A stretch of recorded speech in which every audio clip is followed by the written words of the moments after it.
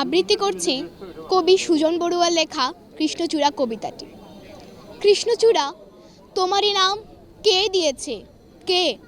মিশ কালুনা হয়ে যদি লাল হয়ে ফুটবে, আলতা রঙে এমন যদি সাজবেই বারবার, তোমার কেন কৃষ্ণচূড়া নাম হয়েছে আর? লাল পরাগে ডাল রাঙিয়ে রাঙিয়ে নিজের মুখ, আমার মাকে কাঁদিয়ে তোমার কেমন বলো সুখ?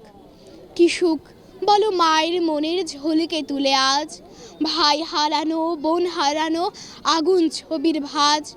নির্ঝুম এক রাতের বেলা মা দিয়েছেন ঘুম, বাবার চোখে আলোর ধাঁধা ঘুম দিল না চুম।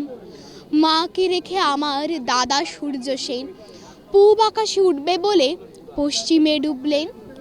প্রীতিলতা নাম শুনেছ, সে যে আমার বোন, রং তুলিতে দেশ আঁকত আঁকত ঘর উঠোন, একেই তুলি ক্ষয় করেছে জয় করেছে ভয়। প্রীতিলতার সেসব স্মৃতি পরম প্রীতিময়। আমার আরও দুই সোনা ভাই আসাদ মতিউর, মিছিল নিয়ে পেরিয়ে গেল রক্ত সমুদ্র। বর্ণমালা স্বর্ণমালা গাঁথতে গেল সেই, রফিক সালাম কেউ আসেনি, বাড়িতে কেউ নেই।